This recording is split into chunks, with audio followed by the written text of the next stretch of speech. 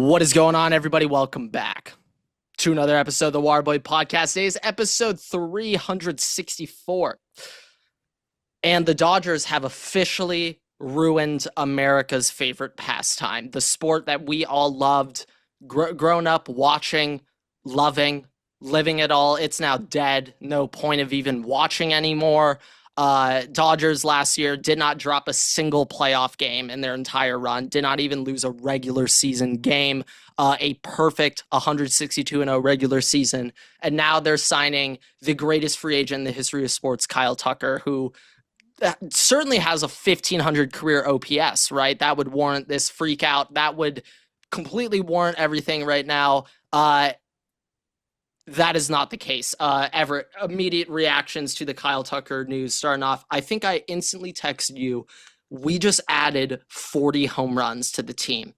Then I promptly checked Baseball Reference Kyle Tucker and happened to notice he has never hit more than 30 home runs in a single season in his career. So quickly had to correct myself on that sense. But I would say I understand the reaction because it's the Dodgers and they just got the best free agent available. So I understand that sense. Also, right after going and getting a closer in Edwin Diaz. Yes, so, yeah. And to be honest, like that shit, that's last month's news now. It's kind of funny because like that's night.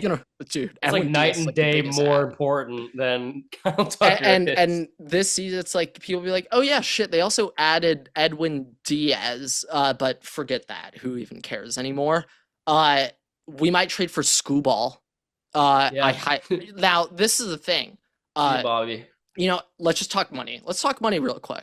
Do you remember what the Tigers offered to Tarek Scooball as their extension? Do you remember? I'm pretty sure it was I don't remember the number, but I do remember it was something that was like it was a 7-figure deal. They didn't even give him $100 million. No, I was greatest pitcher on earth. It sounded like it was insulting. It was genuinely insulting to his output, his work ethic, the contributions he's made to the Tigers making the playoffs 2 years in a row. Very disrespectful to that. I believe it was a 6-year, $85 million offer. Yeah. Okay. People want to complain about the Dodgers. But what about some of the, I think of early MLB, if you had a superstar, you do not let him walk. You never let him walk, ever. People keep talking about the lockout that's going to happen in 2027, which will happen. It will happen. Okay, yeah. But that's happening. The whole thing that a lot of people are saying for the lockout and like what the owners want is a cap ceiling. They want a hard salary cap like every other sport does. The difference is baseball is one sport that you can't do that in because the owners will not spend that. They will keep doing what they're doing right now. Well, so the owners real quick on the topic of salary cap. Let's just talk from the owner's perspective, salary cap. I look at other leagues, okay? I think to implement a hard salary cap, they will also need to implement a hard salary floor. Well, so in the point. NBA, they have a floor where you need to spend at least, I think it's 85% of the cap every year. And what that actually creates is undervalued players getting overpaid, such as Fred VanVleet getting $120 million by the Houston Rockets. Now, at the same time, the NFL, regardless if there is a floor or not, the owners all are unanimous and will just spend money. Even if the team is bad, they will still spend money on players no matter what. And another thing with the NFL is those teams make so much money each year that spending the maximum cap still runs you at a very high profit. With the MLB, it doesn't sound like the owners want a floor, period. Also, no. The owners do not want a floor. If you have a salary cap, which is allegedly what the owners will propose. Allegedly what they want. It will make it a little more competitive. Sure, but Kyle Tucker wouldn't be a Dodger. Yes, it's not going to change the difference between where the Sacramento A's are right now. Good correction. Correction. Or like the Dodgers or the Angels versus the Dodgers, or the Yankees versus I guess the Mets are there, but like the Rays, like I don't know, the Marlins. Like Okay. it's still going to be an issue. It's still going to be an issue. Yeah, I mean the Baltimore Orioles owners will not re-sign their guys. They will let Gunnar walk. Yeah. You can But be damn sure the Pirates are letting their pitchers walk. hey, all I'm saying, keep your eyes on the prize, boys. Paul Skeens, LA 2028. We're making it happen. Well, hey, Keep your if the eyes on the cap's in prize. place, we might Keep your eyes on the be prize. making some moves. But Yeah, well, I was gonna joke. You look at that Kyle Tucker deal, 2 years, opt-outs after 2 and after 3. I believe I need to figure this out. I believe it's player. I'd be shocked if it were team options. I'd be surprised. I mean, and end of the day, Grant, though, best thing for baseball, for base, not the Dodgers, for baseball as a sport, is a floor and a ceiling, but the floor needs to be higher than like what the lowest spending team is spending right now. It can't just be like one issue that I have in this is that when it comes to baseball deals, they are it's relatively easy to budget and project payroll in the future. And I'm thinking of renewable guys, guys on ARB, the guys who aren't, they don't have a 10-year, 350. And ARB also does making, it makes it more difficult. That's the highest fluctuations. Like you have to have the largest budget. Now, like if there was a floor and you somehow drafted really well and you have a lot of players on ARB, having to spend a lot of money to get that my question is, am I now going to meet these floors? It's not like every team, hey, there's not top free agents every year that warrant a 15, 20 million per year salary. There's not that many players that deserve that, to be honest. But it's gonna just create a lot of undervalued guys. Like AJ Pollock, if this existed, he would get 85 million over 5. Not worth that. And it's also like if you did a floor, which is better than a cap in the given situation of baseball. If you did a floor, you would have to give it 4 years for teams to reach whatever you set the floor to be. Like it can't. The initial years of the floor. It needs to be gradually. Conforto's making 30 million a year instead of 20. Yeah. It's hey, we're gonna set the floor at $170 million, right? Yes. Like you should take 4 years to get all the teams to be bare minimum $170 million because there's not enough free agents for every team to go and get the guy that's going to be exactly worth spending that money. Yeah. Same time. Yeah. There's a lot. There's a lot that goes into this. Another thing I will say about this is from the players' side. This is something that I found out recently. Did you know that the MLB Players Union is not only the strongest union in American sports, but in America? The Baseball Players Union has the strongest authority. I knew it was the strongest in sports in the United States. Ironically, I will say, I'm learning antitrust policy and stuff right now, which is heavily with baseball. Yeah, so I am learning that. I didn't know that, but I am learning that right now. So I'll get back to you on. I did hear though that the MLB Players Union is the strongest union in the United States, and the Players Union will never ever agree to a salary cap because it hurts them. Yeah. Look at a guy like Michael Conforto right now. Michael Conforto is so happy with how baseball is structured. He just got $21 million to be ass. Like that only exists in this structure without a cap, without a floor. That's the only way that we can get these middle of the road 750 OPS guys to get crazy. It is money. Also the only way that you get, hey, parents, teach your kids how to play baseball, not football, not basketball, baseball, because that's where the money is. If there's a cap, that goes away, obviously. So, yeah, for the expansion of the sport, also kind of harms it for future prospects. Yes, yeah. There's a lot going on here with everything. But yeah, just in terms of lockout, salary cap, ownership issues, at this point, Everett, I don't think there's going to be a 2027 season. Hey, just in time for the Dodgers to three-peat, though. No, we went over this. We went over this. We really, we got to go. We got to go this year. We got to go. I do not expect a 2027 season to be played, and by that I mean not a 60. Like I don't think there's going to be a baseball game Not a played that year. single game of Not baseball one game. will be played. No World Series. No. No, I So does truly that mean the believe. deferred money on those contracts gets to go later so that we can keep more players for longer? Did we create the lockout to get out of these? Oh my god! People are thinking. Can we defer the money, or is it not owed at all, and then we can go sign more players? There's just a lot of concerns all over about baseball and how it's going to operate. But you know what? Just on the topic of Kyle Tucker signing his deal to the Dodgers. Okay, a 4-year, $240 million deal. We don't have the full details, but it looks like no deferrals, and it looks like player opt-outs after 2 and 3. This is one thing that I keep going. I can't get over this one point. People being like he took the easy way out, picking the Dodgers. He, like zero respect for him. How could you respect him for this move? Okay, let's start off with this. 3 reasons why it would be crazy for Kyle Tucker to not pick the Dodgers. We're going to start off with number 1, money. The Dodgers offered him the most money. So, from a pure financial perspective, forget anything else.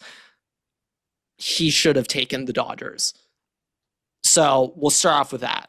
Second, the team playing culture, org, everything. You now have the chance to join the greatest athletic team you will ever have the opportunity to join in your life. This is going to be the best team you can ever be a part of. And, oh yeah, we also are giving you the most money. Can't forget that detail. And then the third point, Everett, is you get a sick-ass whatever mansion you want in Manhattan Beach, South Bay, living in LA. Your kids get to go to some sick private school. Like that is like, how could you say no to LA when honestly, any the biggest reason you have, they the give you biggest the best. part of all of it, like LA, obviously by brand name, Dodgers huge staple brand in baseball. That's one thing. That's historically speaking, when they've gotten talent in the past, like when we got Shohei Ohtani, it was that, and it was Kobe Bryant having. Wasn't it Kobe Bryant video or something that we had? Give me one more thing when we signed Shohei Ohtani. Like, didn't they show him a Kobe Bryant video that had never been seen before? Oh, I don't remember that. I thought that there was something that we gave Shohei that like is Did never. Kobe know Shohei was? Did they have Kobe like record? I think he showed it was when he was originally trying to come back over to California. Okay. I don't know. I thought it was something Kobe related, but end of the day, it doesn't matter. Los Angeles Dodgers brand, right? Like money didn't have to be the big part of it. The Dodgers get players other ways. The biggest issue now is that the Dodgers have the money. And the fact that the Dodgers had the money on top of everything they've already done to go sign Kyle Tucker, that's the greater problem. That I think people are like, how the fuck do the Dodgers have $240 million with everything else going on to go and do this? Yes. That's the issue. Yes. The answer is deferrals, which every team can do, by the way. Nobody's the first one you. was Bobby Bonilla Day, which wait, that's the New York Met. Wait, so the guy who complains the most about you guys started it? Hold on, something doesn't check out here. And we're gonna have collective Dodger deferral day in about 12 years from now. So yeah, and I hope I actually hope they're all different days. So they all get their have a holiday to celebrate. Ohtani Day. There's 3 Ohtani days in a row. We get one for each World Series. So we celebrate a World Series on each of the deferral days. Now that's innovation that excites Nissan. But my other thing that I was going to say is like, we say this right now, but Brandon, there's a non-zero chance Shohei Ohtani has already paid off all the deferral money that the Dodgers have Now, the Dodgers have already announced in his very first year with the Dodgers, 2024, they announced that they already recouped all of the $700 million for his contract in year 1 from Shohei Ohtani, from just Shohei, GOAT, legend, my hero. I will also Ohtani. just say, even if there is a salary cap, that doesn't stop deferrals from happening. And also things that are already in place right now are probably grandfathered in, meaning when the Dodgers still have the money in the salary cap in 12 years because Well, you yeah, guys and also decided to do that. when you're Not gonna just change looking at it, salary cap numbers, like Otani counts as, I believe, 50 million to the Dodgers salary cap. I know he gets 2 million a year technically right now, but But that's what I'm is saying. 50 million to the cap. So it's not Right, but like that's like that. I'm we have- saying that's if you still allow deferrals and deferrals go into the cap, then it doesn't change. no, that's what I'm saying. Yeah, no, like deferrals do go in. And that's also why I'm saying, so if it's 2 million against the cap, even if it should be 50, and you have everything grandfathered in, the Dodgers are going to keep doing what they're doing because the 50 never applies. You're never applying the deferral money at any point. Yeah, no, I hate to say it, but it's fake money in a sense. Yeah. So yeah, but I mean, hey, right now Dodgers, like, this is what they'll just say, like, how I think it's good for the sport. I'm thinking to that D-backs Rangers World Series 2023 Everett, and hey, we had a reason to watch. We hated the D-backs that year, bouncing us Corey Seager's on the Rangers. Like, we had personal reasons to be interested, but if I'm just thinking of the sport as a whole, that's just not. I want to confirm something. During the Dodgers pitch to Shohei Ohtani in 2023, Kobe Bryant was. They showed involved. a 6-year-old Kobe Bryant video, basically encouraging him to join the Dodgers. All right. Okay. So, all right. So we've been on him since he was 9, like that one TikTok. Yeah. Okay. Like there's a lot of reasons to come to LA, many reasons, and like I think in that Lakers sense. Hey, I brought this up recently. Was that checking out the new Intuit Dome? It was kind of like an honorary halftime. Did you just hear that gate crash? Halftime. Was that me? Was that you? Me. That was me. Halftime performance. That was outside here. No, that was over here. Halftime performance and like, oh my god, I literally forget where I was going off with this. I literally just You're talking about Lakers gate. front halftime performance into a dome. Thank you. I remember I was right next to Sasha Vujacic, and I remember when Kareem started talking about Bill Walton, former Laker legend, like Sasha Vujacic looked like he was back as a Laker role player, and Kareem was talking like he went right back to like, oh shit, you need to shut up and listen to what Kareem says, how important he is to the Lakers. And I think, there is that sense of like stardom where when a former LA legend like gives you the stamp of approval, I can see how it's tough to leave. Honestly, though, I really think, like, obviously when you're talking about Japanese players, like, you're going to have Japanese former players that aren't in Los Angeles make difference. But like, there's only two places in the United States that have that kind of power where you have former players from any sport that will get your attention to help market you and get like stuff in. I would love to know who these two are because I think I know one pretty well, but let me. Los Angeles. And probably New York as a second. Oh, I thought you were going to give me athlete. No. I'm not giving out. I'm just saying general state. I was about to say, all right. I was about to say which former athletes have the most pull on sports, and I was like, all right. That's a great debate, though. That would be a great. I was gonna say number one, it might be Magic, just because he's involved in so many different leagues. Yeah, it would be Kobe right if Kobe was probably still here. But I was thinking Magic, and I was also thinking in NBA, if Charles Barkley and Shaq approve of you, you must feel like you're the king of the NBA. Like they don't hand out praise. Was still kind of around like that, but I would say Jordan hasn't approved of any former athlete ever or current like he's just like they all suck. They're not as good as me. Yeah. It's kind of my thoughts, but okay, yeah, no, Kyle Tucker. It kind of be crazy for him to turn down the whole situation, everything. There's not if you're one getting every single thing that you want. Yes. In what world and be like, I'm doing this for the betterment of baseball. I'm not going to go to Los Angeles Dodgers and lose that on $60 million. Yeah, and no, you're not going to do that. Granted, if you get a job offer, to move jobs, and it has like an $80 million or a 200% raise on it compared to the next offer. Are you not going to take the 200% raise? Yeah, you're kind of crazy not to. Like they must be doing something else on top of aside from money that like is really helping you a lot. to not leave. Yeah. Uh, but I just see so many people are complaining how this is ruining ruining baseball. And I can't exactly agree with it just because this is the most random sport. It is the most random sport of any American league. Like this baseball, the best teams, if you win 100 games, you have like a 61% win rate. We consider 100 wins to be this godlike magical number of Mhm. dominance, and it's like you only have a 60% win rate. For example, in the NFL, I believe every single team in the playoffs had over a 60% win rate, barring the Panthers and the Steelers. Like Barring two every teams. wild card team, like any notable team is clearly over that. The one seed in the NFL every year has a 75% win rate. In basketball, if you want to talk about like ruining sports, aren't the Thunder going like 78-3 every year? Like that's truly unheard of. Their win rate, like that's truly, oh my God. Like Yeah. how could you enjoy this league Not to long mention all term? the first round picks they have. That's like also what I'm saying. But, you know, I think if you were to compare the Thunder, the Dodgers in that sense of players they have, core spent, and then development future, like that's another thing about the Dodgers. The spending eventually will stop.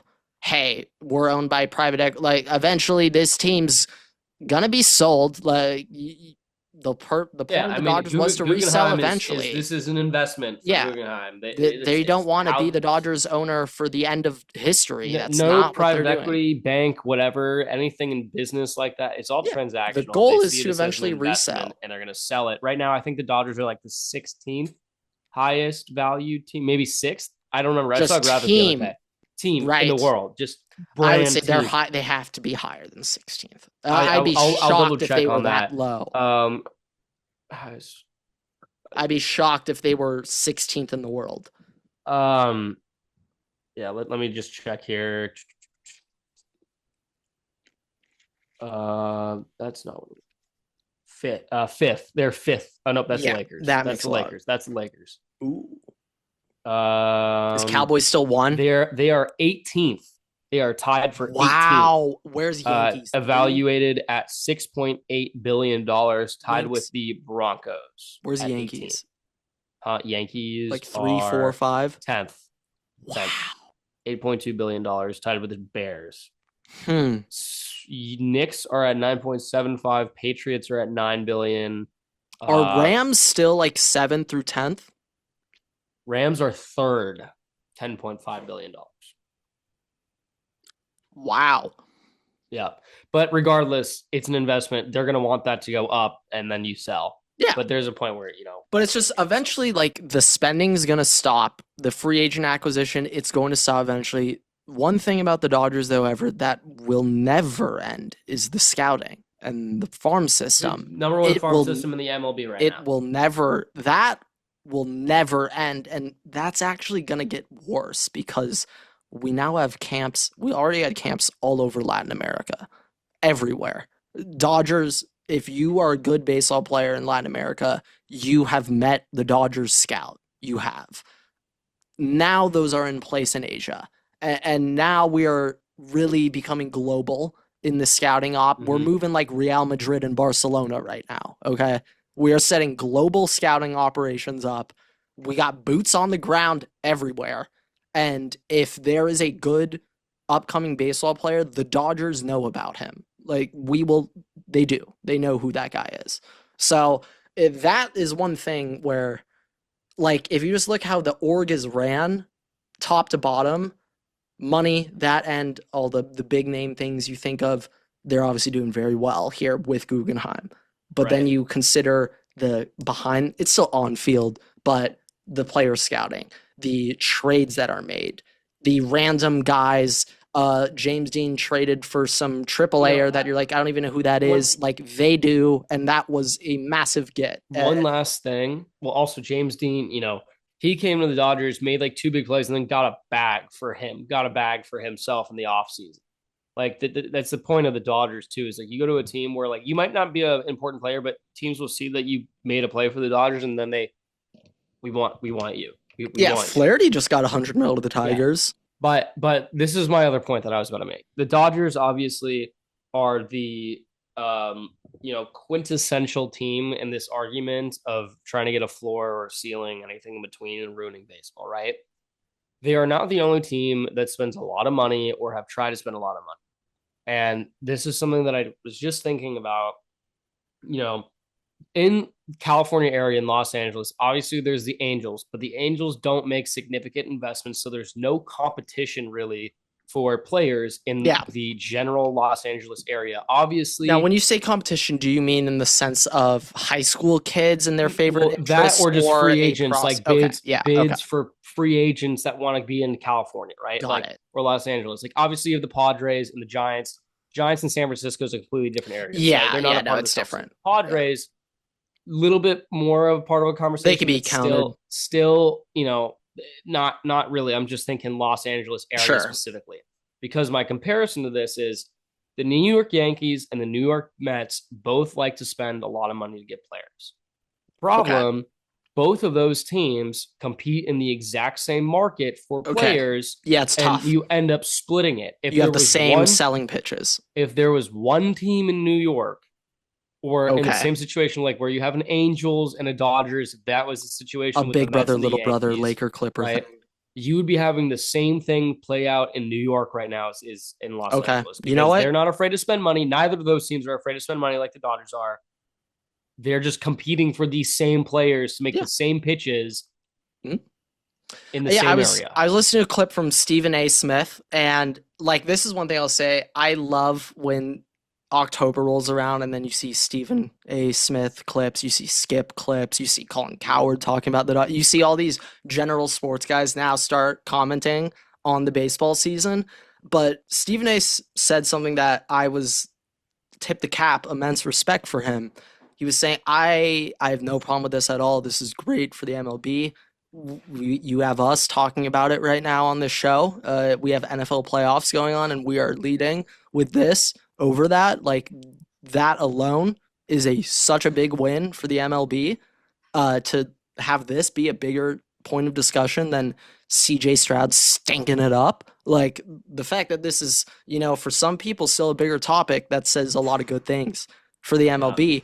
But he was saying in the 90s, early 2000s, even A-Rod, mid to late 2000s, Yankees were doing the exact same thing. And Stephen A. never had a problem with any of it as a fan. Almost like in those years, who really wasn't on the same level as they are right now in the New York market? The Mets. Yeah. Yeah. And like, if we're looking very, very short term, you could say it's pretty comparable. It's not that big of a gap in a very short term, 3-4 years. Think about like the OMG Mets year. That was only 2024. That was recent.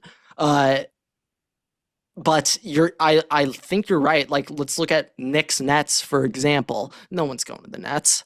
Yeah, they did for a little bit, but then they were like quickly. Lakers, Clippers, they had one time in that franchise history did they convince top guys to go there. And it was also, that was the time with Ballmer. It was the whole, he was trying to do it. He's giving you money to, there's many, you get a side deal with a tree planting company. There's many reasons the Clippers had made significant success out of that. And I'm not saying they needed to go and get an NBA championship, right? They didn't need to, you didn't have to win. But if they did something significant, then they're impacting the bids for the Lakers. And the Lakers Clippers is just different because the Lakers are just them. The Celtics are two of the biggest brands in sports and just in history in America sports. Yeah. They're the biggest in the Dodgers NBA. And Yankees. But the two biggest markets, really, when you think about sport, New York, Los Angeles. Yeah. Two of the biggest markets in sports. Yeah. And the big difference is you have money spenders on the Yankees, the Mets, and the Dodgers. The difference, though, is the Dodgers are not competing to make bids for players to come to their market. Yankees and Mets are competing with each other to make bids for those markets, even though they're willing to spend about the same amount as the Dodgers to get those players.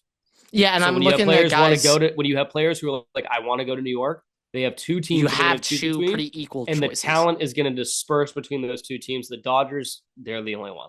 Yeah. Yeah, no, I'm with you on that. That does And in make this sense. Yeah. situation, the Clippers is the Padres.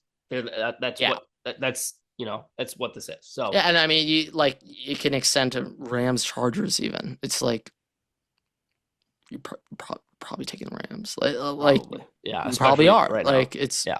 Also if depends on the it's side. It depends on the side of the ball that you play too. Like, yeah, there's other factors, of course. but But like uh, it's tough. yeah, But I can't really blame Kyle Tucker for much. I will just say this though. When I think about how the Dodgers see quick little predictions. Just this is how baseball works. Last year, the bullpen was just an absolute train wreck disaster. yep. Hitters were a problem. Did not have any issues with the starters in terms of health. 2 years ago, it was the exact opposite. Knowing how this works, next year all the starters are going to be hurt. Relievers are going to be lights out. They'd be like, oh shit, we actually have too many relievers. We need more starters. Like that's just how baseball works. There's no consistency year to year. It's the most random sport, and I do think, yeah, one of the stars is gonna be out. I mean, it's gonna Got happen. super lucky last year that It none will of them happen. were hurt in the play. It Like will happen. really lucky.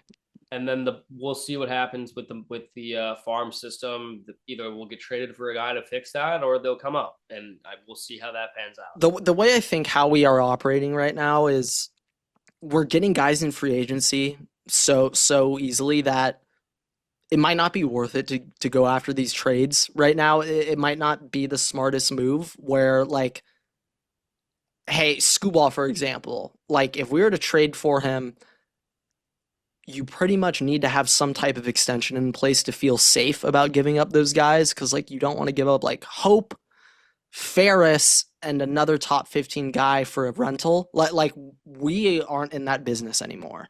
Yeah. Like with the team around, we're not really. You don't want to piss away the future just for a year. I don't think that's worth it right now with how the team works. So Also, though, like starting pitchers, it's way different right now. Like, yeah, I would imagine though we're actually pretty conservative about these major trades. If we do a trade, it's for a guy like a Michael Kopech at the deadline. Not that expensive, can be extremely effective in a right situation. Unless somehow Skeens is available this deadline, like I don't imagine he will be. I think but I that's think my point. I'm like unless is available Skeens, right like now. there's not really an investment that you make. But all right, Grant, let's move into college football or NFL football here. Obviously, national championship is tonight, the day we're recording this on Monday, January 19th. So we'll start with college football. Congratulations to the Indiana Hoosiers for winning the national championship game. Hey, Miami, we doubted you all year, put up a fight, just couldn't get it done. All right.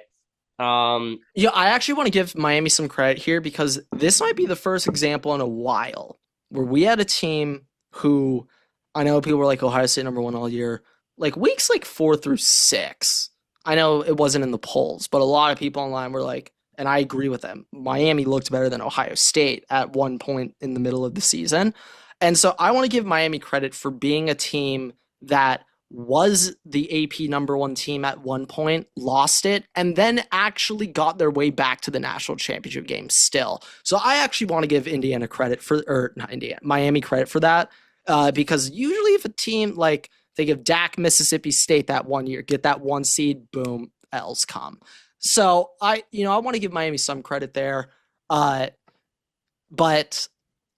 I think it's going to be really tough to beat this team.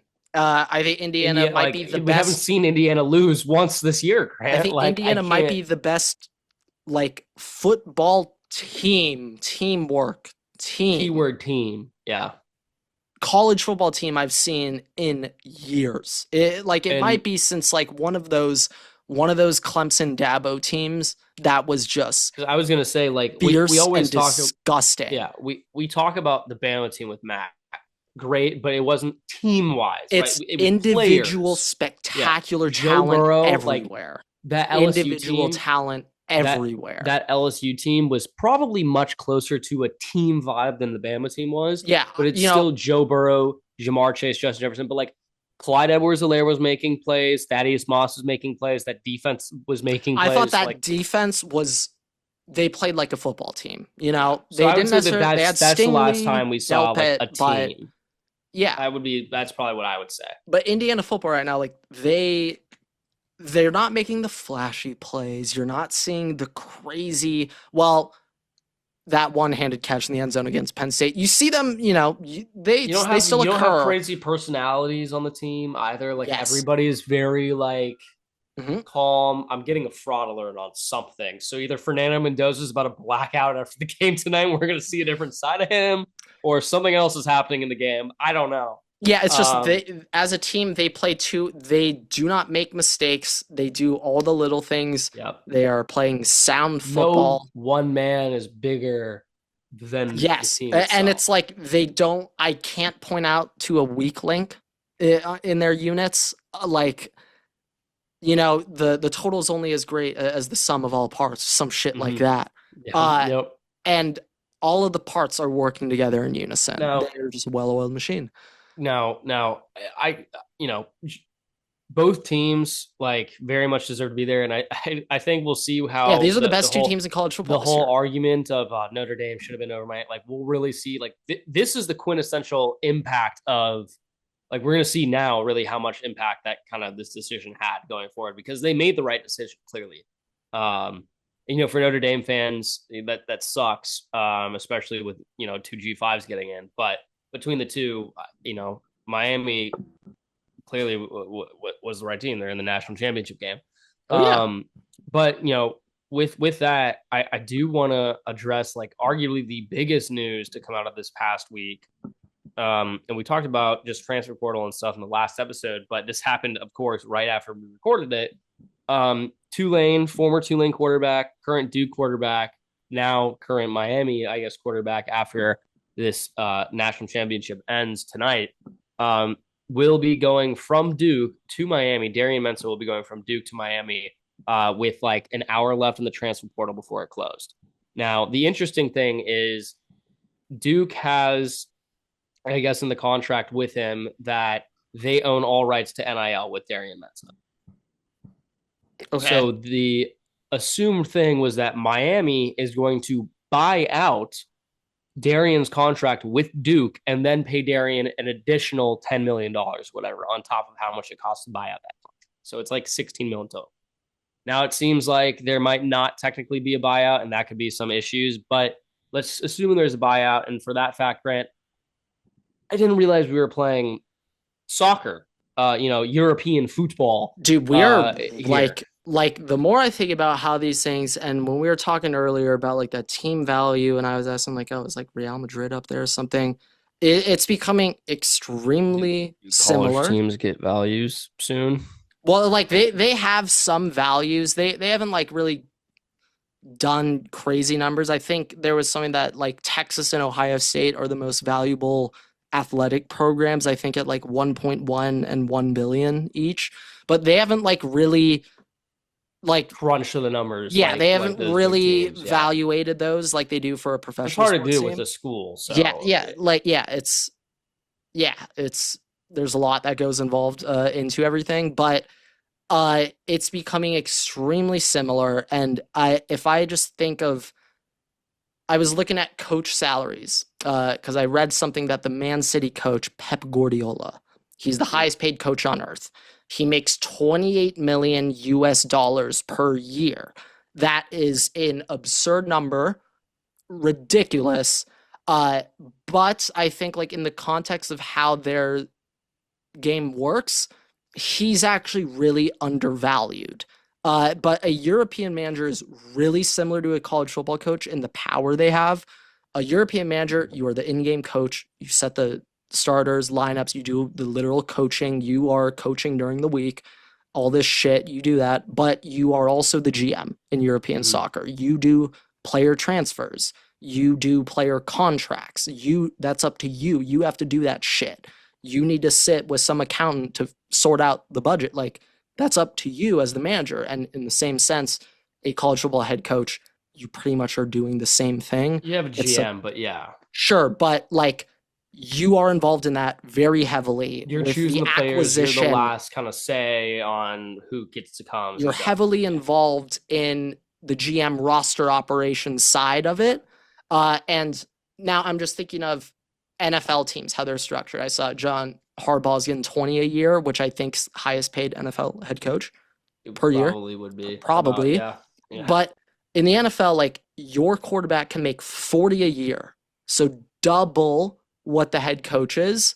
And I think if we look at from that value, quarterback, head coach, right now, these quarterbacks getting, what was it, Darren? Is that 10 a year?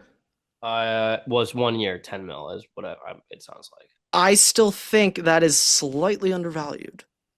For the college players? For the college players should be worth equal to the coach or more. I mean, we're going through that analysis, yeah. However, the caveat is this is not professional sports. No, I know, but it is.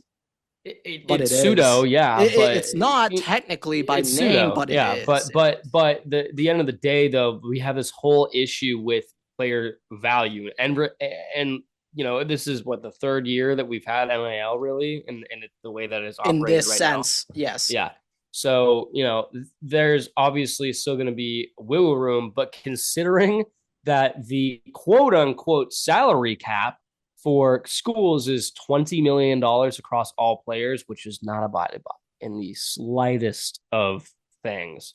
I don't know if that's going to be possible just because you have so many more moving parts. There's no owners in these situations. You have donors, but not owners. And because there's such a higher variety of teams and schools involved in this compared to the NFL where there's just 32 and everybody has access to this. Well, I'm not saying that not every team is going to be dishing out this much money. but just having that kind of as like you saying, undervalued maybe, but in the context of where we're at in college sports and football, it's just not possible. Well, it's not going to grow that much right now. I just think right now how it currently stands, these boosters, like I don't think it's that much money to them, and that's why I think they keep on dishing. Like I just don't think it's $20 million a year for shit. Let's say 5 boosters. Yeah.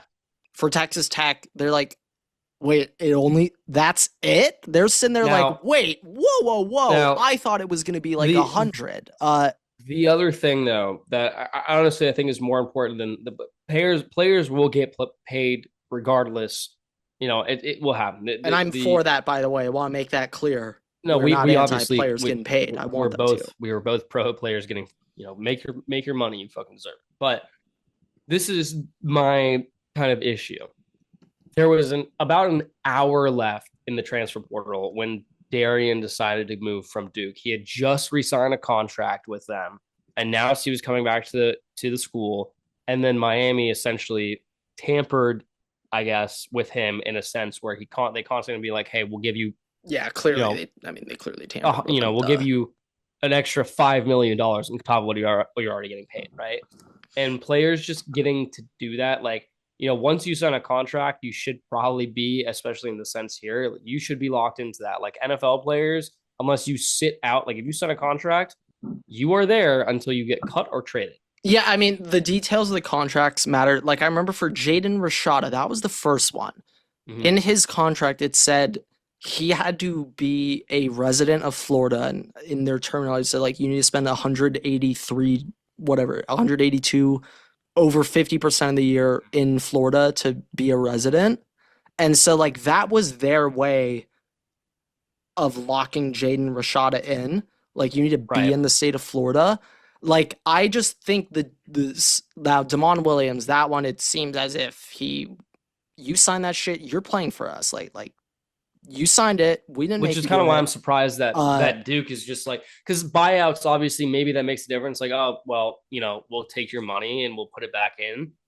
But at the same time, like Duke right now, Duke has no quarterback, and the portal closed because Darian did it within like an hour left of the portal being up. Like that team is now, the captain of the team, the face of the team, the face of the school, in some regards, is gone. Like, you just obviously, I mean, they tampered with us too to get him from Tulane, but you're leaving these teams high and dry with no time to be able to find alternatives. Yeah, and that's the biggest issue. Like, if we're saying the portal is that, like, tampering in the portal needs to be very concrete, and it's the same thing we talked about. If a coach leaves, when players are available and ready to, actually enter the portal, it's kind of the same thing. If a player leaves a team like this high and dry last second, there should be some restitution involved. That's not just a buyout or something for the team to not just be screwed moving forward. Yeah, like my one thought about that is just like coaches leaving, and it's like, it, like I feel like at least for right now, it's like if coaches are allowed to do it, like I can't fault players right now. No, but it's completely different. That's the thing though. You're not going to have a coach like if at this point, let's say that we're in the coaching cycle right now, the carousel, right? You're not going to have a coach leave you super late unless something happens where like for example, Sean McDermott gets fired from the Buffalo Bills. We'll talk about that. But my general point is there's still time. The portal is still open during that process. Sure. Right. And, in this sense, there is no more time to go and get a quarterback. And like whoever's in the portal is in the portal. If a coach, Kalen DeBoer, Saban retires like January 5th, then he takes it. Well, he actually does have his own portal from Washington. So those coaches do have a portal. It's just, it's very different. And the situation is very different. Yeah. Because obviously, I want the players to get their money, it's deserving. But at a certain point, it's ruining the sport on the context of the ways that you do it. Yeah, I don't know if they can force this, but there has to be some contracts in place where it could be just 1 year at a time, but when you sign it, you are locked. Like there shouldn't be 365 days. We were just talking about how the Dodgers come in with the most money and you lock it, right? Like if you're in contract, I shouldn't be able to just be like, the Mets just are like, oh shit, we'll give you $280 now, and Kyle Tucker just signs it. I shouldn't be able to be like, hey, Grant, you just signed $240 million with the Dodgers. I'll give you $300. I thought you were joking about that. Okay, we'll actually give you the $260. Yeah, no, you can't. Like that should not really be a thing. Or it's like we're about to start the season, or the season's whatever. Let's say you've been on a team for the entire postseason, right? You've had a contract locked in, and I go, fuck, man, we really need a wide receiver right now. I'll give you an extra $20 million on top of what you're getting just to come play for us. Yeah, we can't be doing that. We can't be doing that. Like, come on now. Come on. But the thing is, though, like the reason why I think European soccer, they solve that problem with the transfers. Like, oh, Miami, you want Darian Mensah? Cool. The price tag Duke set is $6.5 million. Pay it up if you really want. Like that might be, I hate to say it because I don't think it's a good idea, but that may be the only solution trades for tampering. Cannot happen. We can't be trading college football players. We can't be trading academic scholarships. Yeah, that's not going to work. What are we talking about? Yeah. And trades hardly happen in European soccer. Transfer fees, I think, can happen really easily because if you have a player who ever enters the portal, no matter what, the team that the school they originally leave from to go should just get a flat fee that can be negotiated. From who though? But like, let's say in this situation, let's say, or let's use Justice Haynes as an example. Okay, leaves Michigan, goes to Georgia Tech. Once he hits the portal from Michigan, whoever school he goes to has to pay a transfer fee for him to come to that school. But that's when that player signs in the portal, not. Yeah. Okay. So I'm saying like it's like the same thing. Like if I were to transfer schools, if I were to go from Tulane to USC, right? For me as a USC student, I don't have to do anything, but USC would then give you are Caleb Williams. Yeah. I'm Chadwick Odell Bailey. I'm going to get paid. USC is going to pay Tulane some fee depending on the level position of the player, right? Like a depth piece versus a backup versus a starter, whatever. The school will get that money. Then they can go if there's a buyout, whatever, on top of it. But there should just be a flat fee, which would help with the transfer portal because apparently a lot of students right now, athletes are hitting the portal and then they're trying to go back to their schools and their schools are just like, nah. That is an issue that has arose recently. Is players I've heard Ohio State's had a problem with. They had some guys enter the portal. Can't find a home immediately in the portal, go back to Ryan Day, ask him for a spot back, only to find out that Ryan Day has filled your spot in the past 2 weeks since you hit the portal because you told me you're leaving. Almost and like I had to replace you. The portal just because. These kids are not getting good advice. They are not getting good advice. That is very clear. And it's really the agents being like, if man, Justin Herbert, if you if you get in the portal and if you go somewhere else, you will get more money and more opportunity. But that does not mean that's going to happen, right? So, Yeah, exactly, guys, exactly. but yeah, I guess we can move on to the NFL here unless you got anything else though for college football. Yeah. It could like kind of have transition, but I'm just very interested with the coaching changes now. What some of these guys will do. Will some of these guys pick college over the NFL? I'm interested to see how these moving parts work. I think right now for our new first time head coaches that are about to be hired, I am going to be tracking the assistants they follow, the relationships they have, and I'm going to be interested in how the very first coach circles are formed. I'm going to track that this year. I want to see. I'm fascinated. First piece of homework. I'm looking up who. Now I know that Grant Udinski's guy is in there, but I'm checking who Liam Cohen took with him as his first time head coach. No, And that was Kevin O'Connell. He poached from us. No, but Kevin O'Connell hired Udinsky. But like Liam Cohen takes that guy. I'm going to look into some of these relationships, and I'm just interested. I'm thinking of like, I don't know, let's say like Mike McDaniel, let's say he gets like OC job at shit. Grant, what if I told you he's about to be the head coach of the Buffalo Bills? Ooh, that's a train wreck. Disaster waiting to happen, I think. I could see it happening. But OC could be the Chargers, could be Tampa Bay. Like OC, I would probably say Tampa Bay would be where my money's at. It's a short travel up for Miami. Or so it's not Jags. Like, yeah, if Udinsky's hired by the Browns, yeah. Like I'm just thinking of but I'm also interested with McDaniel. Like, will he get to bring some guys on with him, or is it your assistants aren't, your position coaches are in place? I think it's like how's your coaches are in place. I'm not moving my offensive staff for you. Like maybe you have like depends on the guy. Like depends like the system. Like I don't know if Harbaugh, in Los Angeles and Chargers, like I think Harbaugh right now, whoever the new OC is, I think you got some authority here to make some hires on like that's my thing. I don't know if he's gonna be like, I want to stick with my guys that I brought in and just replace OC, or if he's gonna be like, your system on the ball, do what you want. Harbaugh's like fired almost every offensive position coach. I think the only one retained so far is the assistant O-line coach.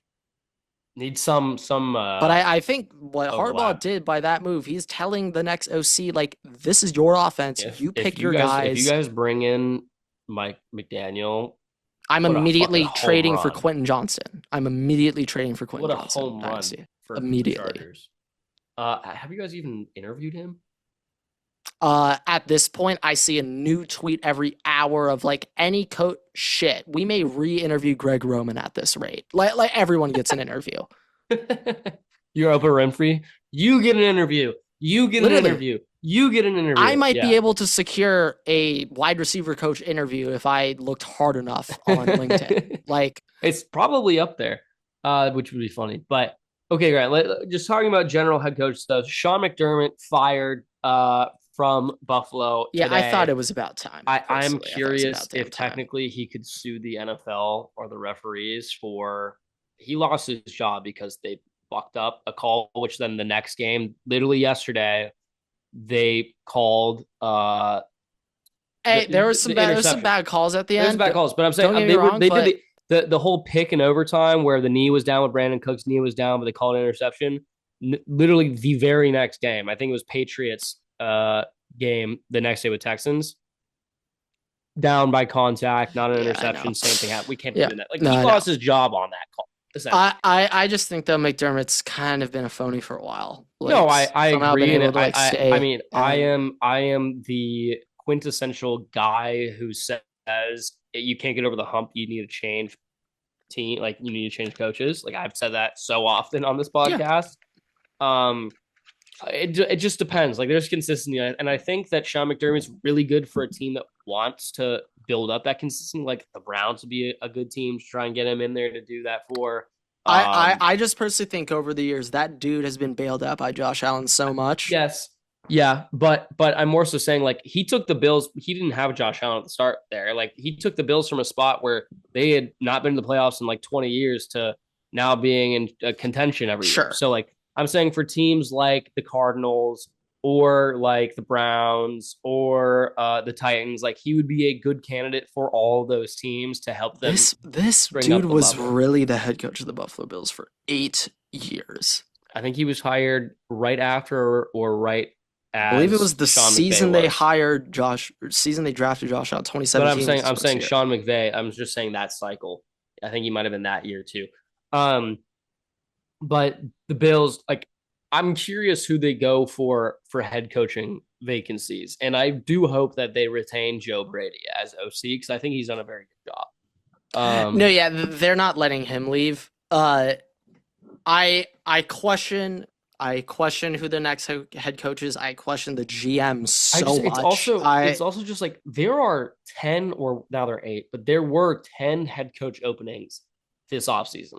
And the availability of candidates compared to last year, especially, is very limited. And the like the last supply time of coaching the candidates, supply of lower. high, caliber head coach, like there's going to be a team that will reach on a candidate this year because 100%. there's not enough availability of high value candidates. Yeah. And maybe they hit it off, maybe they don't. But the last time there was 10 vacancies was 2022, and now there are only 2 coaches remaining from that draft spot, that head coaching cycle, and Kevin O'Connell and Todd Bowles. And we've said on this podcast, Todd Bowles probably should not be the head coach of the Bucks right now. You have to keep him because he's won the South so many times. Correct. But like realistically, we talked about how Liam Cohen they could have kept him and let Bulls go. But he's the same thing as McDermott, where he's brought in the team up from a place where they weren't good before, but I don't think he's getting them over that hump. Yeah, like it's not like a Dave Roberts situation where it's like, it's not even like a Ryan Day situation where it's like, eventually he'll get over the hump. Like with that, it's like we've seen the peak, we've seen the ceiling. Like this is the interesting thing though, is we have teams like the Titans right now who, like, I think two of their finalists right now are retread head coaches. And it's like Matt Nagy, Jeff Hafley, who's the DC of the Packers, and then one retread head coach.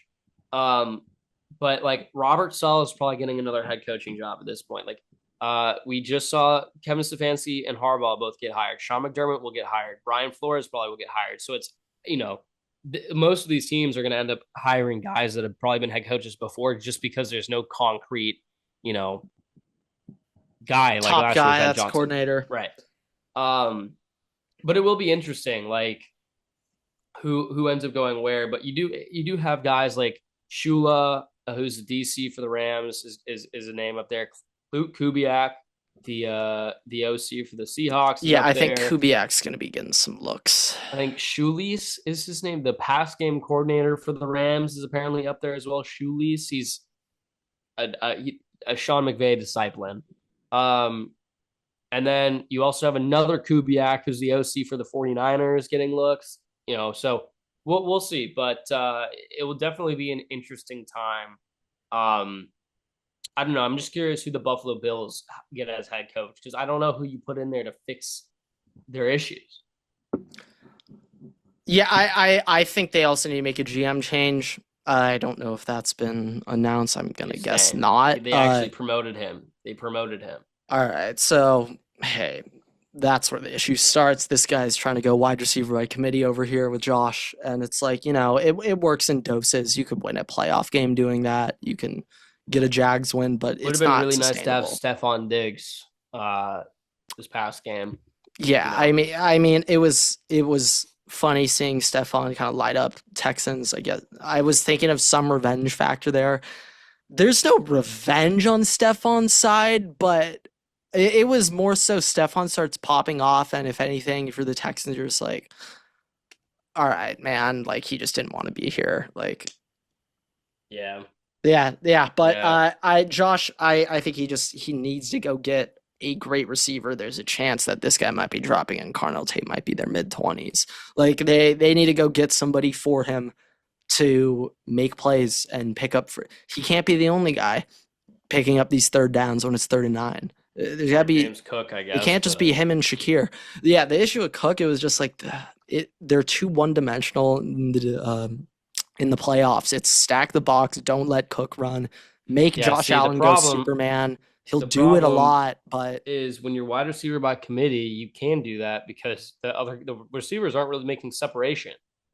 Right? Well, yeah, that's what I'm saying. You have the husk of Brandon Cooks out there as your wide receiver too. Yeah, so Cooks is having to make hero plays. All right, Khalil Shakir, I'm not sure if he had. I think he may have been perfect every target this postseason he caught. I think he may have. That's a Josh Allen stat. That's not a Khalil Shakir stat. Yeah. So I don't know. I mean, like, I don't know if you're going to go with the guy who's offensive minded to pair with Josh, or you go and you're figuring out like Robert Saleh defense, let's fix the defense. I'm fine going defense guy, but like if the OC's in place, like I'm completely fine with it. If you keep look at McDonald right now in Seattle, defensive guy, he has Clint Kubiak. Like if you put Robert Saleh in there because he fixed the Jets defense like night and day fast. Texans need a new OC too. Bobby Slowick, is he still there? No, it's a new guy. This is like their third guy. Okay, they on to the next one, okay? We got a lot of. I don't know. Is that more on the OC or is that on CJ? I think it's a combo. Like you can give the OC excuses because of CJ's play. You can give both of them excuses because of the O line. But somebody's got to be held responsible for that shit. I will just also say though, like. Woody Marks is not it. Like I feel like there is a coincidence between Tank Dell booming CJ's first year and CJ looking really good, and then the last few years he's been out and CJ has been kind of like a coincidence or correlation. Correlation. Yeah, no, like he loses his receivers. He's not. I'm saying Tank Dell specifically. Like I don't know what role what thing he helped with the locker room or the play. Something that Tank Dell. Made a significant difference for CJ. But yeah, that was a disastrous performance for CJ Stroud, especially considering he was putting himself in top 5 quarterback conversations this past offseason, allegedly, on podcasts. So that's not alleged. That is confirmed. You just look that up and you will see him saying that online. Yeah, no, not a good look. Not a good look at all. I would say CJ to defend him here. Like he didn't have an O-line. That is tough. And I'm looking around. Also tough. Yeah, I'm looking around other guys. Like you also look at like Herbert right now. No O-line, no run game. Like shit, both of them. It was chalked. It was so done. I will say though, some of the throws CJ was making, it felt like he was forcing stuff and playing rushed, and it was not like anything I'm used to seeing out of CJ. Usually it's, if anything, CJ pisses you off for how conservative he is throwing the ball away, taking this check down. It pisses you off that he isn't more aggressive. And in this game, I literally swear he hits that touchdown to go up 10-7, and then he was like, let me go, just pick them apart. And boy, was that not the strategy. That was not the strategy at all. He looked just confused and just, I was going to say concerned, not that, but he looked confused out there. He just looked puzzled and troubled out there, really. Yeah. Not a good look. Not what you want at all. Not ideal in the slightest of circumstances. Speaking of unideal things, Grant, Bo Nix breaks his ankle. Okay. This was apparently the craziest not on the thing. kneel down. It wasn't the kneel down. It wasn't. It was the quarterback draw, like sweep play that they had, like I think a couple plays before when they started off overtime. And was it overtime? Was it at the end? Yeah, it was an OT. It was overtime. Yeah, because I remember sitting there when we were watching it, and someone was like, "They're doing a quarterback sweep in overtime." Apparently, it was that. It was that play that he got like rolled up on his ankle or something. Okay. Yeah. But Sean Payton did say like the second to last play, which was a kneel down. So All right. I think I briefly hashed this last episode, but I really need to bring it up again. Do you realize how screwed we are as a country if the New England Patriots win the Super Bowl? Like I mean, if they win the Super Bowl, it's oh my God, it's it's a happening again. cycle. It's It's a happening cycle. again. This is the cycle of the NFL. Okay. They're going to dominate. And in this case, Mac Jones, um, he is Drew Bledsoe. So I blame the Titans for all of this. yeah, no, the Tennessee Titans for some reason fired Mike Vrabel 3 seasons ago. We still don't know why. We still have many questions we don't have the answers to in that scenario. But Mike Vrabel, that's a guy like, hey, Buffalo Bills, he'd right the ship there. Like that dude's just a leader. That guy can get the most out of his players always. And shit, now that he's in the bowl, they're beating the Broncos. I ain't even gonna spend time thinking about that one. I was thinking NFC's rolling by AFC, but now I'm thinking Patriots. Like now I could see it. Now I could see the reality that they win the Super Bowl now. I think that if ironically, if the Patriots are doing it, we're having a Super Bowl rematch. It's either Super Bowl Seahawks or sorry, Patriots Seahawks or Patriots Rams. Yep. I think there's only one way. There's only one scenario where we get the inverse of what happened last time. The Patriots beat the Seahawks, the Patriots beat the Rams. Only one of those teams will get revenge. True. Only one of those teams will get revenge. And it's the Seattle Seahawks, huh? It's the Los Angeles Rams. Oh, the Rams. Yeah, Rams, I just feel like it's so strange right now. I don't how they're know, playing. Like, yeah.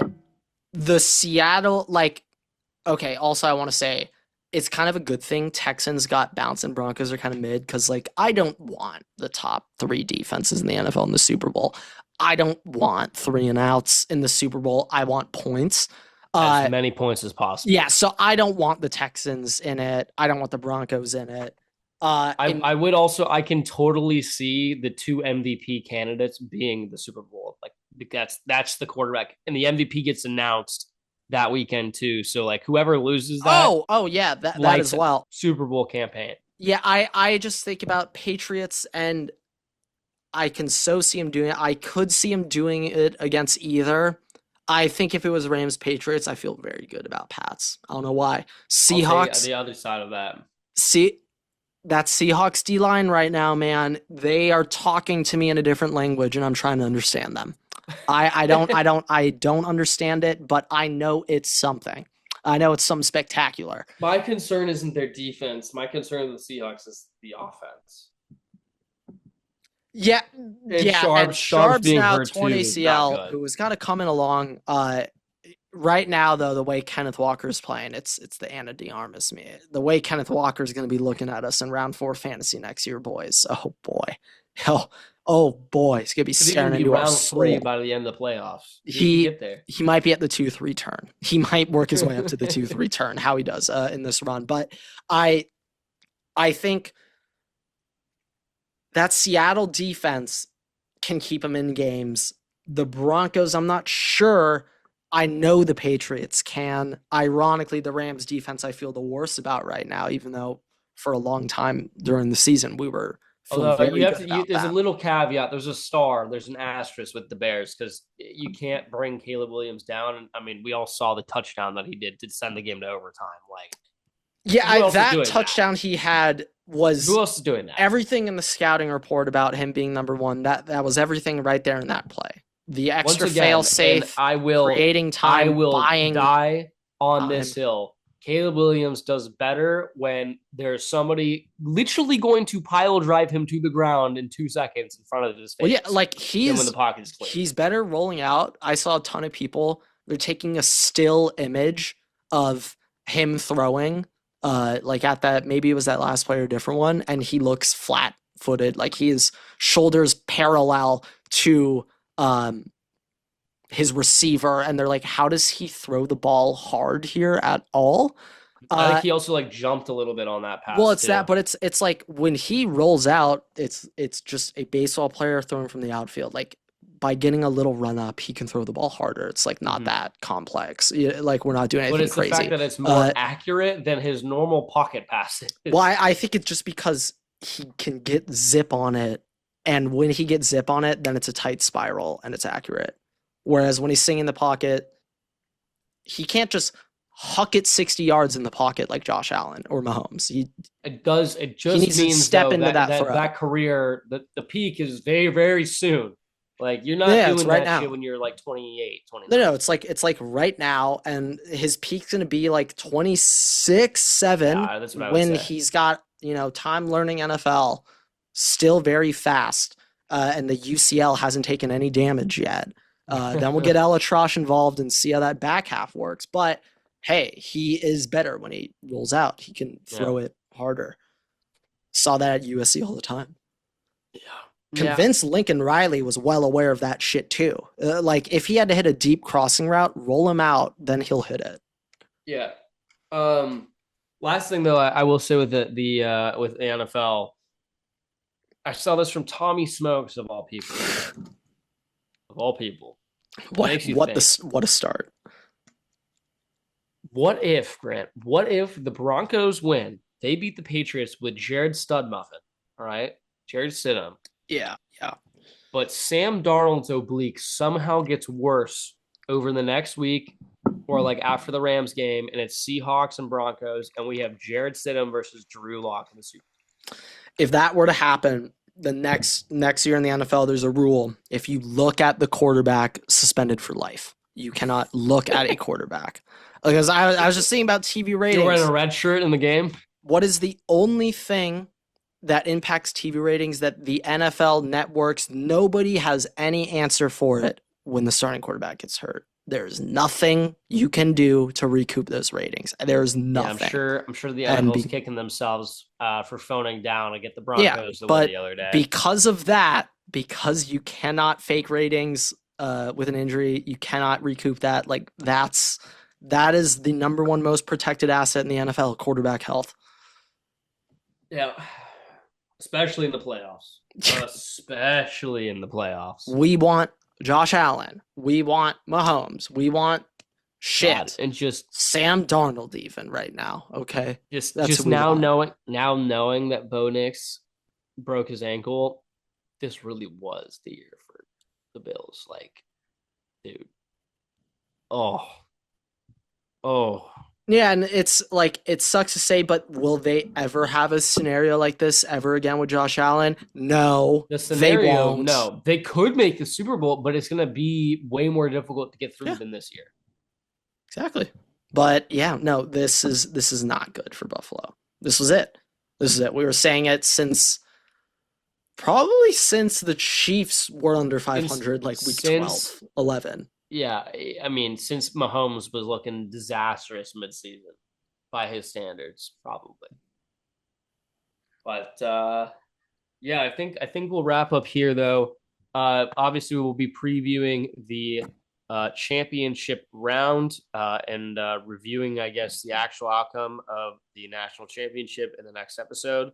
So you're not going to want to miss that. But with that, thank you guys so much for watching, listening, rate us 5 stars. You can find us on Spotify, TikTok, YouTube, Twitter, and on Instagram at Waterway Pod. You can follow me and Grant on Twitter at Ever6 and at Waterway Grant. We post new episodes every week on YouTube and all podcast platforms. Make sure to subscribe and turn on notifications so you don't miss a single episode.